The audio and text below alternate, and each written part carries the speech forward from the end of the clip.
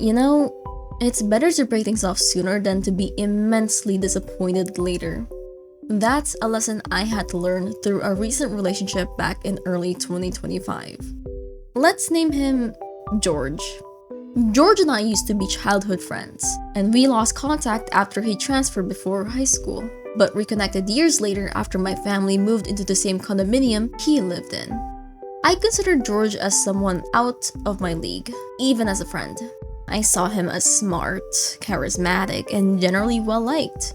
He even joked that he had a fan club at his school. We'd hang out around the condominium or at the mall. Looking back, he was a good friend, but not someone I consider deeply close.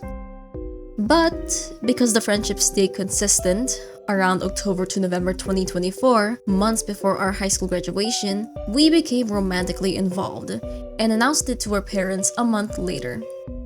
I have to admit, there was no official date on when we agreed to be together.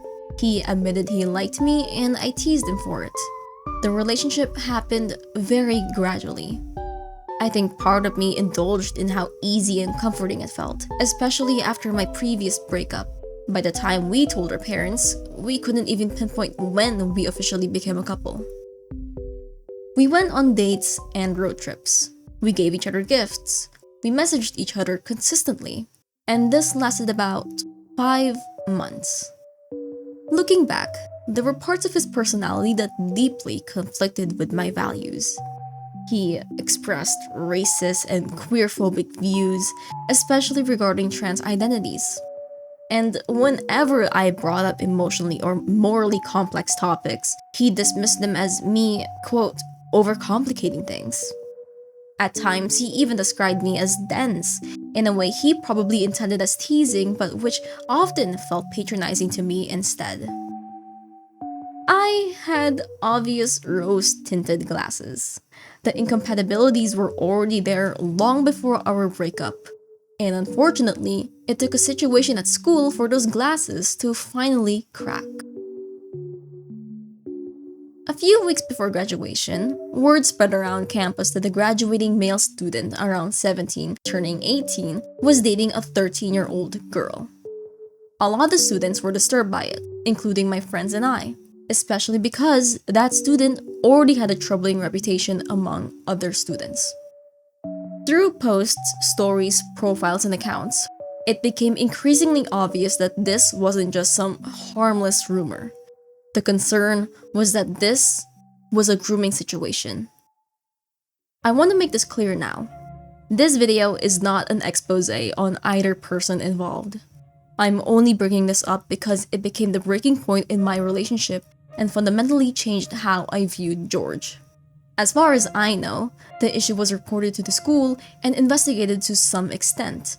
But even now, the situation feels unresolved. Last I heard, the guy is currently attending one of the country's top universities and is still associated with the girl.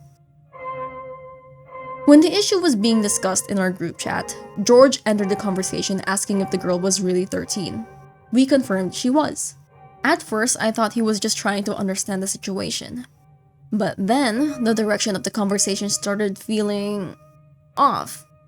He suddenly asked us, "How would you guys feel if you fell in love with someone older or younger than you?" Most of us said we wouldn't go beyond a year or two apart, especially involving a minor.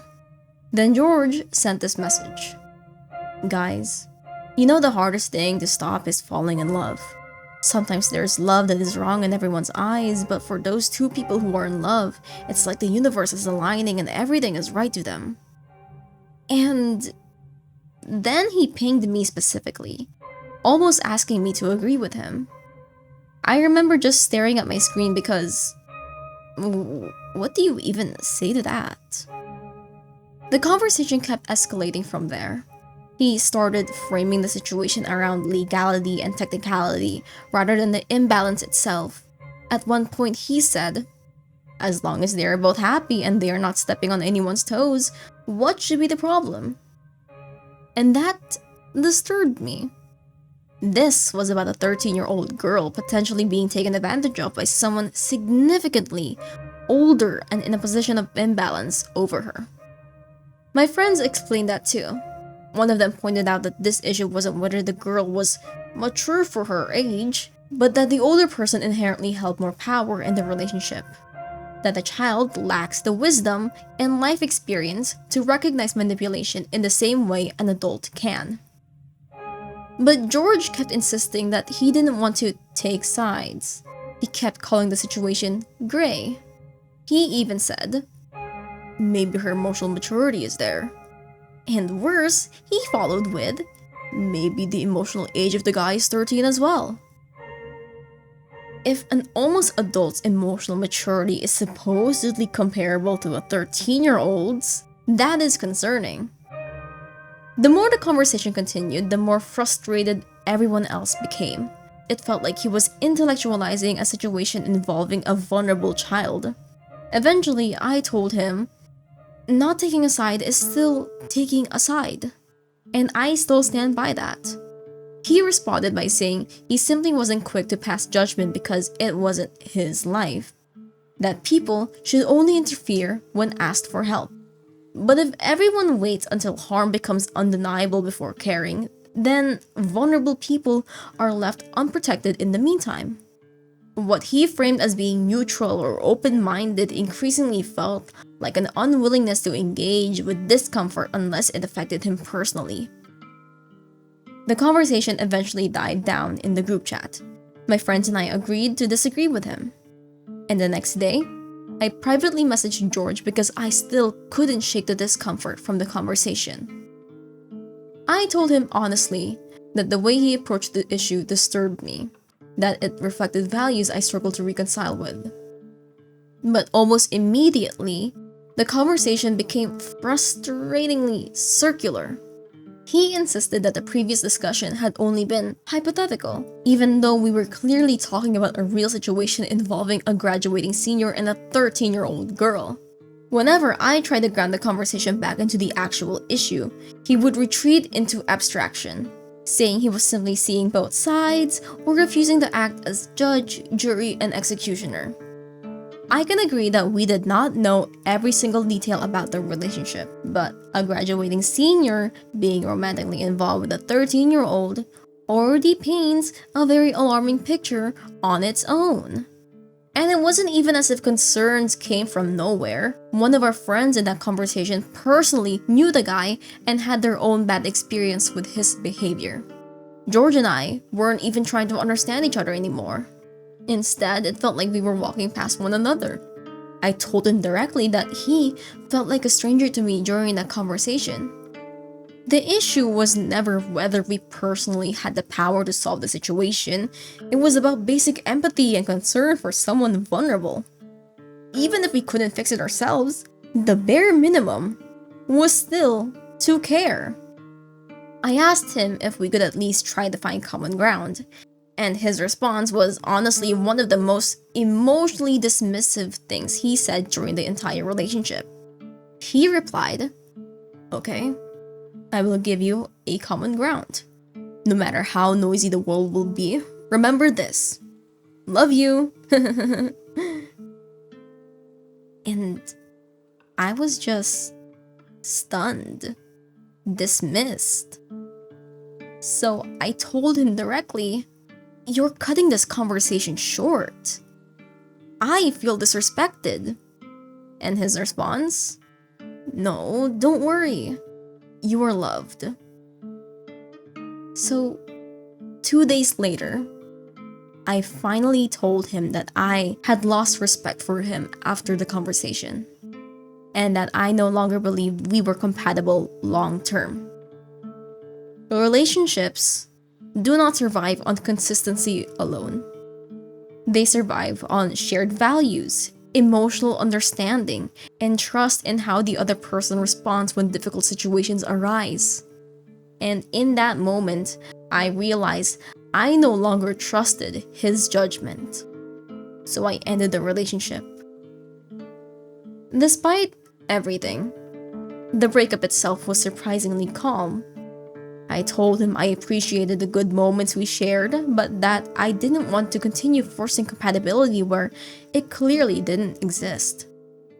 But the final thing that truly cemented everything for me happened a few days later.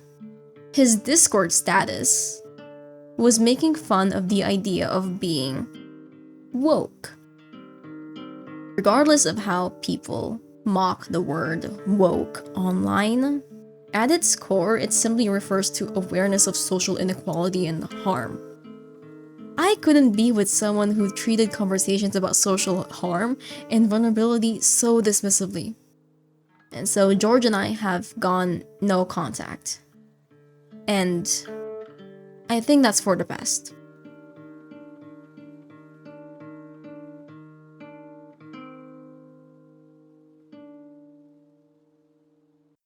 Every now and then, people would ask why we broke up, and I never really had a short answer for it. But after enough time passed, I realized it was worth reflecting on properly. In the end, I think I made the right decision. I've learned that it's okay to walk away from a relationship when you realize you're not aligned, especially when it comes to values and the way you see important things in life. Some people say you can still stay friends or in a relationship with someone who has different beliefs or perspectives. But I think there's a difference between small differences in opinion and fundamental differences in values. It's not really the same as disagreeing over something trivial like preferences. Some things actually shape how you see and treat other people. If anything, this experience taught me not to ignore early red flags. It might feel easier in the moment to brush things off just to keep peace, but over time, those things don't really disappear. They just build up until you can't ignore them anymore. So, yeah, that's the reflection. It wasn't some dramatic story in the way people might expect, but it was important for me to look back into it and understand why things ended the way they did. On a lighter note, I've also been dealing with a bit of art burnout, so making this story time ended up being a different kind of creative break for me. And thank you for 2,000 subscribers. I really appreciate the support. If you enjoyed the video and you're new here, you can consider subscribing. You never really know what I'll post next. And that is all from me. In case I don't see you, good afternoon, good evening, and good night.